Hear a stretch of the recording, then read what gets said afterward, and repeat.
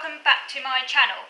Thank you all for your comments. I do hope at some point to include them or to address them in my videos. It'll take a little bit of time, but I do hope to do that at some point. In this video though, I found a very good article online which is quite topical. I know to some of the stuff I've talked about in the videos I've done.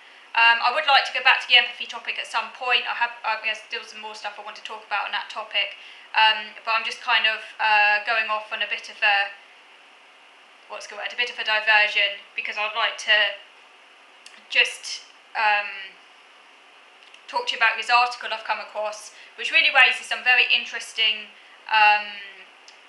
points about the diagnosis of autism and the problems associated with that. The actual article is entitled "Clinical Situations in which the diagnosis of autism is debatable," and it's in Sage Journals, published September 21. So it's quite a recent article. So the article begins by saying that there has been an inclusion of increasingly heterogeneous and decreasingly atypical individuals under the autism definition. So in other words, we're now in a situation where we've moved quite a long way from the prototypical sort of definition of autism, a sort of prototype, a sort of rigid understanding of what autism is, more narrow understanding of what autism is, or what Asperger's is, and we're moving increasingly to one where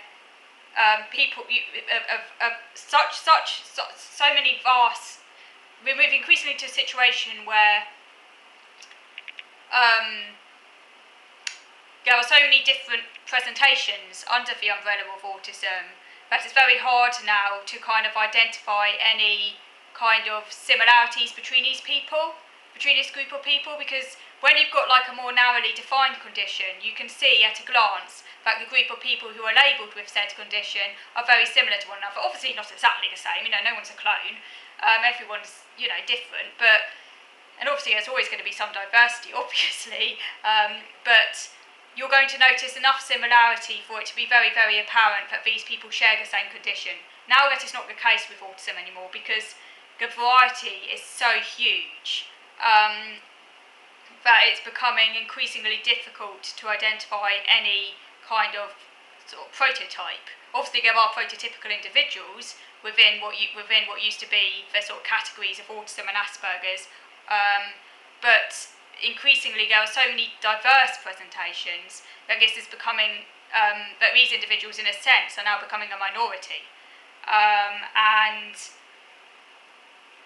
decreasingly atypical individuals and decreasingly atypical individuals.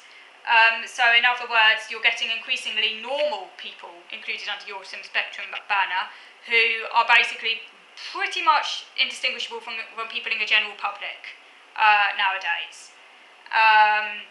So that's the first thing that the article says. I completely agree, and I think it's a very worrying trend. The next part, it says, excuse me, is that there are 4 clinical contexts associated with a questionable, poorly justified, or unhelpful autism diagnosis. Number 1, those in which the diagnostic instruments raise uncertainties. So I guess like where the person's sort of borderline. So in other words, it's not quite clear. Get somewhere at the kind of threshold level.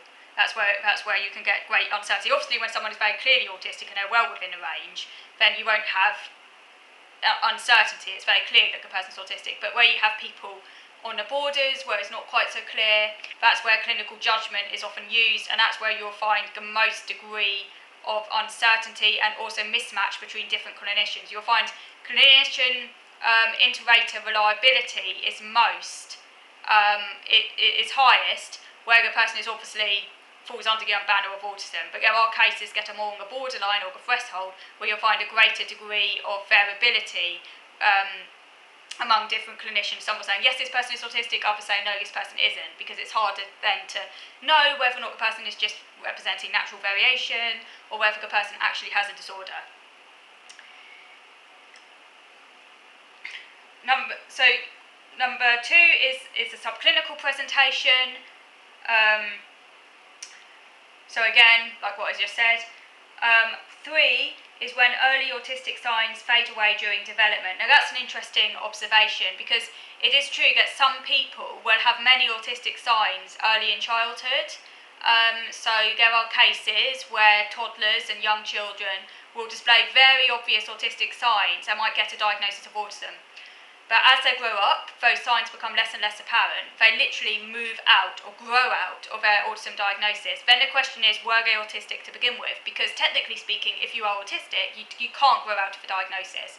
Autism, as far as we are aware, is not like that. It's a condition that you are born with and that you die with.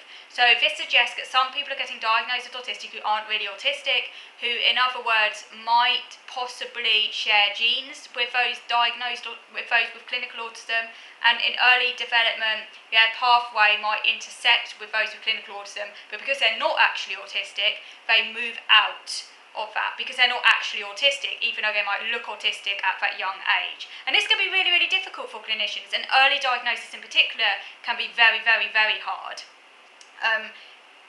Because, it's not always clear if a child is actually autistic or whether or not they're going to grow out of these problems at a later date. The younger the child, the harder that can be.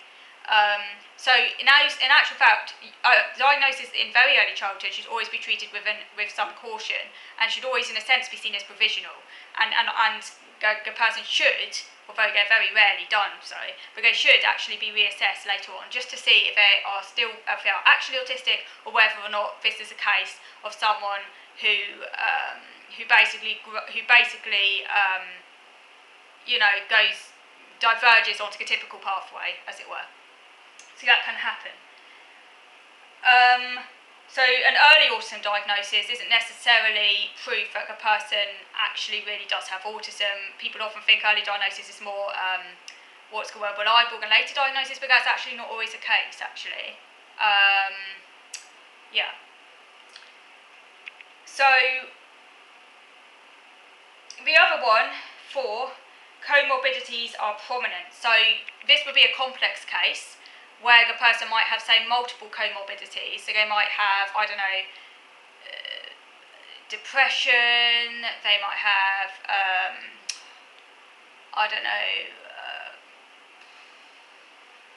ADHD maybe, very, very, very, very severe anxiety, maybe just like loads and loads and loads of different conditions, basically, all clouding the picture and making it increasingly difficult to disentangle what's what. That can make it very hard. So it says here that recent diagnostic manuals have opted for a dimensional spectrum approach, assuming a continuum between subtle or ambiguous and more evident presentations. But there is no biological, neuropsychological or genetic markers, can unify the various presentations of autism. So the diagnosis is still based on behaviour. So they opt for a dimensional spectrum approach, and because it's an assumption, an ideological assumption, the assumption of a continuum between these subtle and more evident presentations, when actually we do not know that they're on the same continuum, and because we don't have any biological or genetic markers that are unifying these various presentations of autism. They could have very different biological genetic markers or neuropsychological markers. So we don't even know that they're on the same continuum. The diagnosis is still based on behaviour, but bearing in mind, of course, that people can share behaviour for very different reasons. The steady increase in prevalence and heterogeneity observed in recent decades suggests the DSM recommendations, the Diagnostic and Statistical Manual recommendations, which aim to prevent a watering down of a condition, have not worked, it says. Because the recommendations, by the way, that aim to prevent the watering down encourage the clinician to look into elements of history, to use observation and their own expertise, rather than a checklist application of criteria. Because if they just use the checklist application of criteria, you could end up with a lot of false positives and potentially false negatives as well. So yeah, but unfortunately it says this, this hasn't resulted in a reduction in the watering of autism. That has still happened regardless of these specifiers in the DSM. Okay, so moving over to video number 2 now to carry on discussing this article. So moving over to video number 2.